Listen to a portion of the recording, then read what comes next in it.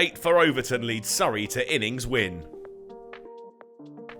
Hampshire are having a bit of a tough time at the Kia Oval. Their rampant first-round win over Somerset looks a distant memory, watching on as Surrey piled on the runs through Pope and Jacks, and then the visitors struggled with the bat, reduced to 152 for 7 in reply to the hosts' 467. Keith Barker had shown some fight at the end of the day and would return to the middle looking to dig his side out of a bit of a hole, and he was doing it with aplomb. The success Surrey had enjoyed late on day 2 evaded them on the third day in Kennington. Barker up to his 50 with back-to-back sixes off Will Jacks, up to the mark off 58 balls, and 200 on the board in the process. An Overton short ball was his downfall, surprised by the bounce and caught behind for 57.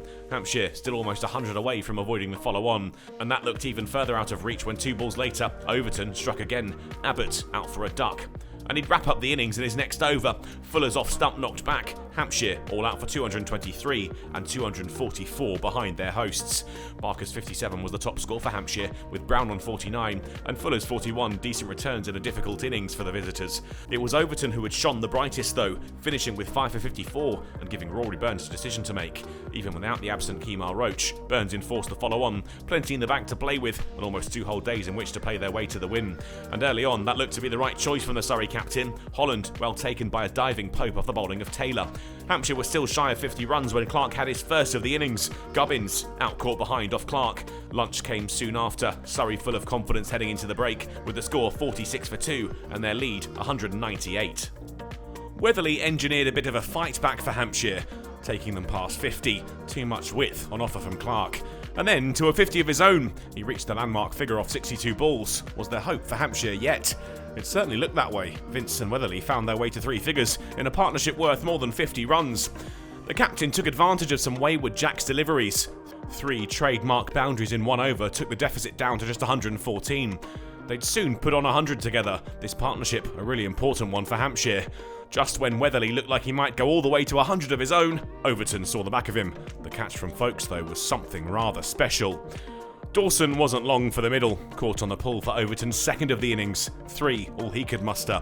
Brown, though, stuck with his captain and had the best view in the house, as with his 7th 4, Vince went to his 50, scored off 96 balls. Surrey would eventually get their man. Vince out caught down the leg side off Taylor, 57, as far as he would go.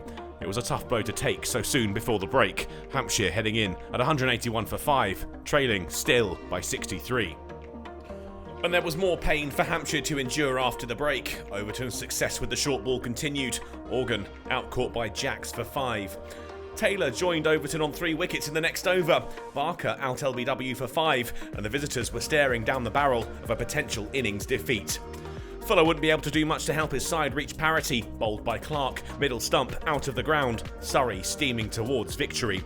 2 balls later, they were just 1 wicket away, another for Clark, Abbott, LBW for a duck. Abbas and Brown held out for as long as they could, but would eventually succumb.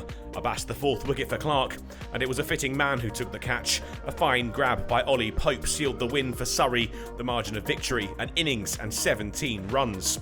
It was an impeccable performance from the hosts. Pope, Amla, Patel and Jacks had piled on the runs. Clark finished with 6 wickets in the match, while Overton led them off, his contribution a crucial 8. Disappointment then for Hampshire, who'd opened the season in some style against Somerset, only to fall apart under Surrey pressure. They'll look to return to winning ways at the Spitfire ground in Canterbury against Kent next time out. Surrey, meanwhile, will hope to replicate this performance when they return to the Kia Oval next week, their opponents struggling Somerset.